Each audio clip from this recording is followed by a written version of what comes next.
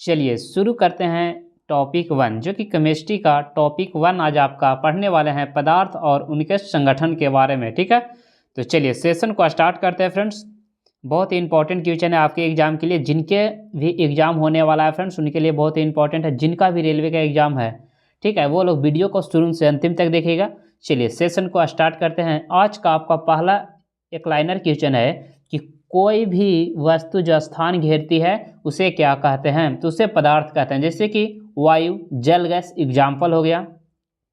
भौतिकी वर्गीकरण के आधार पर पदार्थ के कितने अवस्था होते हैं? तो पदार्थ के 3 अवस्था होता है, ठोस, द्रव और गैस। और पूछेगा कि चौथी अवस्था को क्या कहा जाता है? तो चौथी अवस्था को प्लाज्मा कहा जाता है। और पांचवी अवस्था पूछेगा तो बोस-आइंस्टीन कहा जाता है। ठीक है, अगला क्वेश्चन है रासायनिक वर्गीकरण के आधार पर पदार्थ की अवस्थाएं कितनी होती है? रासायनिक बोलेगा ना, तो रासायनिक में आपका 2 तरह का होता है, एक आपका शुद्ध पदार्थ होता है, एक आपका मिश्रण होता है। ठीक है, शुद्ध पदार्थ और मिश्रण।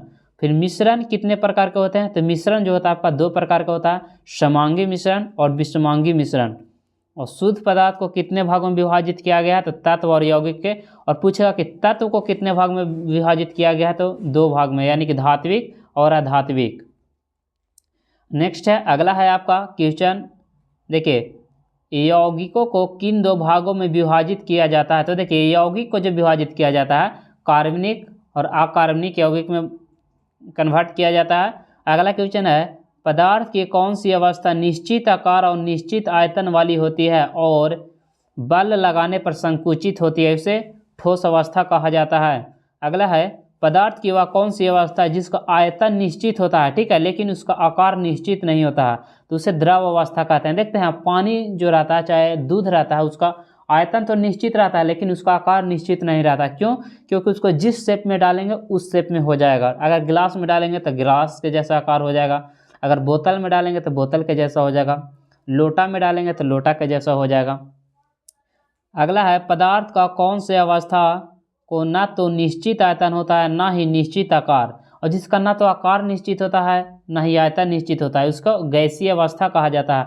अगला है किस अवस्था को पदार्थ की चौथी अवस्था कहा जाता है? ये पहले ही बताया फ्रेंड्स कि पदार्थ की चौथी अवस्था को प्लाज्मा अवस्था कहा जाता है और 5वीं अवस्था को बोस-आइंस्टीन कहा जाता है। ठीक है, चलिए अगला क्वेश्चन है पदार्थ की कौन सी अवस्था को आयनित गैसों के रूप में अति ऊर्जावान और अति उत्तेजित कण होते हैं, उसे क्या कहा जाता है?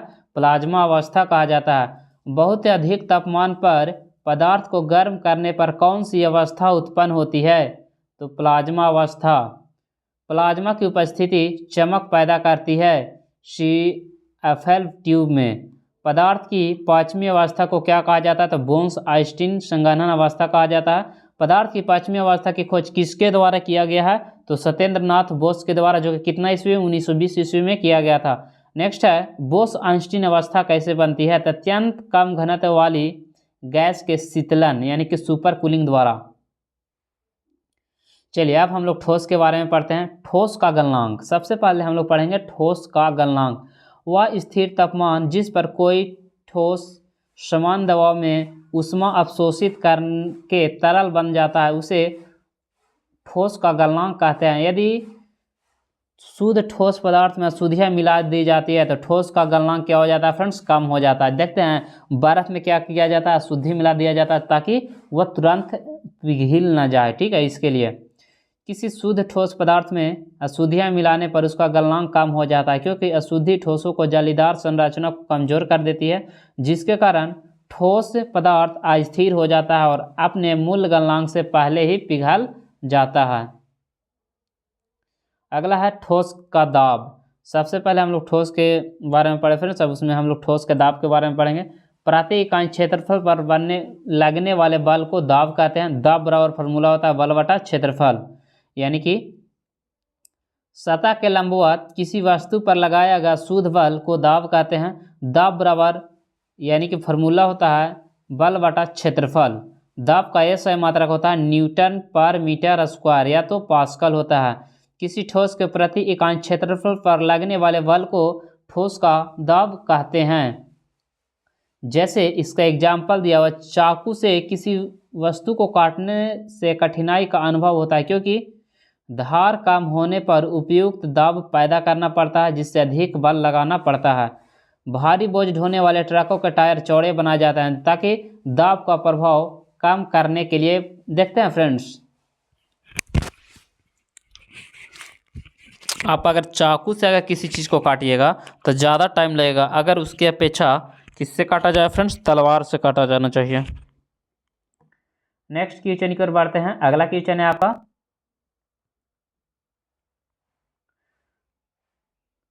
यदि बर्फ के दो टुकड़े को एक साथ दबाया जाए तो क्या होगा? दाब बढ़ने से गलनांक कम जाता है। पहाड़ पर रखी बर्फ नीचे से पिघल जाती है क्योंकि नीचे दाब अधिक होने के कारण गलनांक कम हो जाता है, इसीलिए नीचे से पिघलना स्टार्ट होता है। गर्म करने पर जिन पदार्थों का आयतन में वृद्धि होती है, दाब बढ़ने पर उनका गलनांक भी बढ़ जाता है, जैसे मोम, घी, डालडा, नारियल तेल इत्यादि। ठीक है, परंतु कुछ पदार्थ ऐसे होते हैं जिसको गर्म करने पर आयतन में कमी होती है। गर्म करने पर क्या होता है फ्रेंड्स, आयतन में कमी होती है और दाब बढ़ाने पर उसका गलनांक भी कम हो जाता है, जैसे कि ढलवा लोहा, बिस्मत, बर्फ। चलिए आगे पढ़ते हैं। बहता हुआ हिमखंड ऊपर से न पिघलकर नीचे से पिघलता है क्योंकि नीचे के तल पर दाब अधिक होने के कारण नीचे का बर्फ का गलनांक कम हो जाता है। जब गलनांक कम हो जाएगा तो नीचे से ही न बर्फ पिघलेगा। चलिए अब हम लोग पढ़ने वाले हैं द्रव के बारे में। द्रव का क्वथनांक वह स्थिर तापमान जिस पर कोई तरल पदार्थ समान वायुमंडलीय दबाव के तहत वाष्प अवस्था में परिवर्तित हो जाती है, इसे उस तरल के क्वथनांक कहा जाता है। किसी तरल पदार्थ का क्वथनांक पर अशुद्धियों का क्या प्रभाव पड़ता है? तो अशुद्धि तरल पदार्थों को उबालने के दौरान वाष्पीकरण के लिए उपलब्ध पानी का अणुओं की कमी कर देती है। नेक्स्ट है, जब हम किसी तरल पदार्थ में अशुद्धियाँ मिलाते हैं तो क्या होता है? उस तरल पदार्थ का क्वथनांक कम हो जाता है। पहाड़ों पर खाना बनाना कठिन होता है क्योंकि वायुमंडलीय दबाव कम होने पर पानी का क्वथनांक कम हो जाता है। द्रव का हिमांक वह स्थिर तापमान जिस पर कोई तरल पदार्थ ऊष्मा ऊर्जा देकर ठोस पदार्थ में परिवर्तित हो जाता है, उसे क्या कहते हैं? तो उसे उस तरल पदार्थ का हिमांक बिंदु कहते हैं। किसी तरल पदार्थ का उसके क्वथनांक के नीचे के तापमान पर वाष्प में बदलने की प्रक्रिया को उस तरल पदार्थ का वाष्पीकरण कहते हैं। किसी तरल पदार्थ के वाष्पीकरण को कौन से कारक प्रभावित करते हैं? तो तरल पदार्थ की प्रकृति, तापमान और उसके सतह का क्षेत्र। अगला है, तापमान और सतह क्षेत्र के बढ़ने का तरल पदार्थ का वाष्पीकरण पर क्या प्रभाव पड़ता है? तो वाष्पीकरण बढ़ जाता है। अगला क्वेश्चन है, किसी दिए गए तापमान पर तरल पदार्थ के साथ संतुलन में उस तरल पदार्थ की वाष्प द्वारा लगाए गए दबाव को क्या कहते हैं? तो उस तरल पदार्थ के वाष्प दाब कहते हैं। किसी तरल पदार्थ का वाष्प दबाव किस पर निर्भर करता है? तो उस तरल पदार्थ के प्रकृति और तापमान पर निर्भर करता है। ठीक है, चलिए नेक्स्ट क्वेश्चन की ओर बढ़ते हैं फ्रेंड्स। क्वेश्चन नंबर आपका, प्रेशर कुकर में खाना जल्दी पक जाता है क्यों? चलिए बताइएगा। प्रेशर कुकर में जो खाना जल्दी बन जाता है, कुकर के अंदर का दाब वाष्पन यानी कि क्वथनांक बढ़ जाता है, जिसके कारण अधिक जल्दी से बनता है। तरल अवस्था में बदले बिना ठोस में सीधे गैस में परिवर्तन को क्या कहा जाता है? तो ऊर्ध्वपातन कहा जाता है। गैस का तरल में बदले बिना सीधे ठोस में परिवर्तन को निक्षेपण कहा जाता है, यानी कि जमाव। गैस से सीधे ठोस में बदल देंगे, ठीक है, तो उसे निक्षेपण कहा जाता है, यानी कि जमाव कहा जाता है। निक्षेपण याद रखिएगा, निक्षेपण। द्रव में दाब, द्रव के अणुओं सभी दिशाओं में समान रूप से गति करती है, जिसकी वजह से किसी बिंदु पर द्रव का दाब भी सभी बिंदुओं से समान रूप से लगती है। द्रव का दाब किन कारणों पर निर्भर करता है? तो घनत्व पर, ऊंचाई पर, गुरुत्वीय त्वरण जी पर। यदि किसी द्रव के स्वतंत्र तल पर लगने वाले बल में वायुमंडलीय दाब को भी सम्मिलित कर लिया जाए तो द्रव का दाब बराबर हो जाएगा रो जी एच प्लस वायुमंडलीय दाब। द्रव के अंदर किसी बिंदु का दाब की गणना का सूत्र हो जाएगा, द्रव के दाब बराबर हो जाएगा रो जी एच प्लस वायुमंडलीय दाब, जहां एच द्रव का दाब और बिंदु की गहराई, तो रो बराबर हो जाएगा द्रव का घनत्व और जी हो जाएगा गुरुत्वीय त्वरण। अगला है, द्रव के भीतर किसी बिंदु पर द्रव का दाब द्रव के स्वतंत्र तल से बिंदु की गहराई पर निर्भर करता है। जैसे जैसे द्रव की गहराई बढ़ती है द्रव का दाब भी बढ़ता जाता है। एक ही गहराई पर द्रव का दाब द्रव के चारों ओर समान होता है। किसी द्रव के एक ही क्षैतिज तल में स्थित सभी बिंदुओं पर समान दाब लगता है। द्रव पात्र में द्रव सिर्फ उसके ऊर्ध्वाधर गहराई पर निर्भर करता है, न कि नली के आकार या चौड़ाई पर। चलिए अगला है समान गहराई पर द्रव का दाब कैसा होता है। समान गहराई पर द्रव का दाब द्रव के घनत्व पर निर्भर करता है। किस पे? द्रव के दाब पर द्रव के घनत्व पर निर्भर करता है। अगला है क्वथनांक पर दबाव क्या प्रभाव पड़ता है। क्वथनांक पर दबाव का क्या प्रभाव पड़ता है? तो दाब बढ़ने से क्वथनांक बढ़ेगा। अगला है दाब बढ़ने पर सभी द्रवों का क्वथनांक बढ़ जाता है। किसी वस्तु का किसी द्रव में तैरने को क्या कहते हैं? तो प्लावन कहते हैं। प्लावन निर्भर करता है वस्तु के भार या उत्क्षेपण पर। जल के उत्क्षेपण का अध्ययन सर्वप्रथम आर्किमिडीज ने किया और एक सिद्धांत दिया जिसे आर्किमिडीज का सिद्धांत कहते हैं। भार तथा उत्प्रेक्षण प्रनोद को एक दूसरे के विपरीत होते हैं। क्या होता है फ्रेंड्स? एक दूसरे के विपरीत होते हैं। ठीक है, चलिए अब हम लोग गैस के बारे में पढ़ने वाले हैं।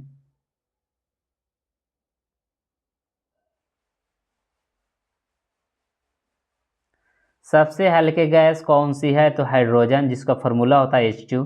दूसरी सबसे हल्की गैस क्या होता है? हीलियम। ठीक है, सबसे दूसरी हल्की गैस हीलियम। सबसे हल्की गैस पहला हाइड्रोजन, दूसरा हीलियम। H2 को और किस नाम से जाना जाता है? तो अस्थायी गैस है। हाइड्रोजन जो अस्थायी गैस है। कौन सी गैस सबसे अधिक ज्वलनशील है? तो हाइड्रोजन। हवाई जहाज के टायरों में कौन सी गैस भरी जाती है? तो हवाई जहाज के टायरों में नाइट्रोजन गैस भरी जाती है। कौन सी गैस गुब्बारों में भरी जाती है? तो हीलियम। देखिए गुब्बारा में कहेगा तो हीलियम, हवाई जहाज के टायर में कहेगा तो नाइट्रोजन। और कौन सी गैस सबसे अधिक ज्वलनशील होती है? तो वो आपका हाइड्रोजन।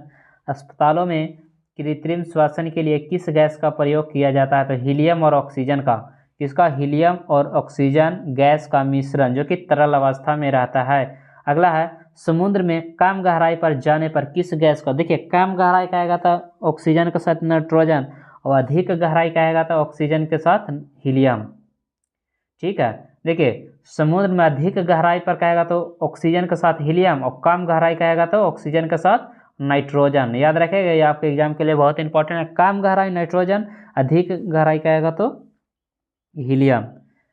फुटबॉल में कौन सी गैस भरी जाती है? तो फुटबॉल में नाइट्रोजन और हीलियम गैस भरी जाती है। फुटबॉल में नाइट्रोजन और हीलियम गैस भरी जाती है। यदि दो गुब्बारों में समान मात्रा में हाइड्रोजन और ऑक्सीजन गैस के अणु भरे जाए तो उसमें एक साथ एक छेद किया जाए तो हाइड्रोजन गैस से भरा गुब्बारा पहले संपीड़ित होगा, क्योंकि उसका विसरण ज़्यादा तेज़ी से होगा। हाइड्रोजन गैस को हीलियम गैस से हल्का होने पर भी गुब्बारे में क्यों नहीं भरा जाता? क्योंकि हाइड्रोजन गैस सबसे अधिक ज्वलनशील होता है। क्या होता है? ज्वलनशील होने का कारण उसको नहीं भरा जाता। हल्का होने के बावजूद भी नहीं भरा जाता है, क्योंकि वह जल्दी आसानी से आग पकड़ लेगा। कोल्ड ड्रिंक में कार्बन डाइऑक्साइड गैस क्यों भरी जाती है? क्योंकि CO2 पानी के साथ क्रिया करके कार्बनिक अम्ल बनाता है। ओजोन गैस किस तत्व का अपरूप है? तो ओजोन जो है ऑक्सीजन का। ओजोन का फॉर्मूला होता है O3। ठीक है, ओजोन सांद्रता को मापने के लिए सबसे आम इकाइयाँ डॉप्सन। ओजोन की परत को जो मापा जाता है डॉप्सन के द्वारा मापा जाता है। कौन परावैंगनिक किरणों को पृथ्वी तक पहुंचने से रोकता है? तो ओजोन परत रोकता है। ओजोन परत का क्षय किसके कारण होता है? तो CFC गैस के कारण। किसके कारण? CFC यानी क्लोरोफ्लोरोकार्बन के कारण। रेफ्रिजरेटर और एयर कंडीशनर AC में कौन सी गैस उत्सर्जित होती है? तो CFC यानी कि क्लोरोफ्लोरोकार्बन। हंसाने वाली गैस कौन सा है? तो नाइट्रस ऑक्साइड N2O। फ्रियोन का दूसरा नाम CFC है। CFC का उपयोग एरोसोल प्रनोदक, रेफ्रिजरेटर और वायु शीतलक में। द्वितीय विश्व युद्ध में कौन सी गैस जहरीली गैस थी? तो लेविसाइट। द्वितीय विश्व युद्ध में जहरीली गैस कौन सी थी? तो लेविसाइट। कौन सी गैस अम्लीय वर्षा के लिए उत्तरदायी है? तो sulphur dioxide, carbon monoxide, nitrogen dioxide. देखिए सल्फर डाइऑक्साइड, SO2 CO और NO2, ठीक है।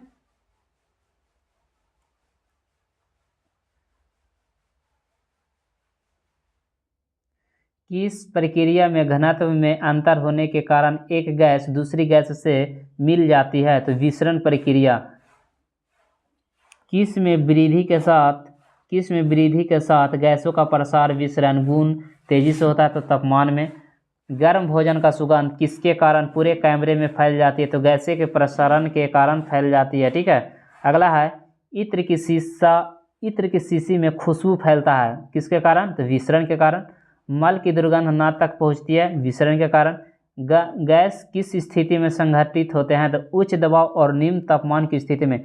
उस पर उच्च दबाव रहना चाहिए और निम्न तापमान, तब वो क्या होगा? किसी भी चीज़ में स्टोरेज होगा। अगर तापमान अधिक रहेगा ना बाबू तो आग पकड़ लेगा। तो चलिए अब हम लोग पढ़ने वाला है फ्रेंड्स, इसके आगे हम लोग अगला वीडियो में पढ़ने वाला है। तो जो लोग वीडियो को देख रहे हैं फ्रेंड्स, एक बार सभी लोग को लाइक सब्सक्राइब शेयर जरूर करिएगा, ठीक है। तो चलिए आज इतना ही। Thank you for watching. अगर वीडियो अच्छा लगा होगा तो चैनल को सब्सक्राइब जरूर कीजिए।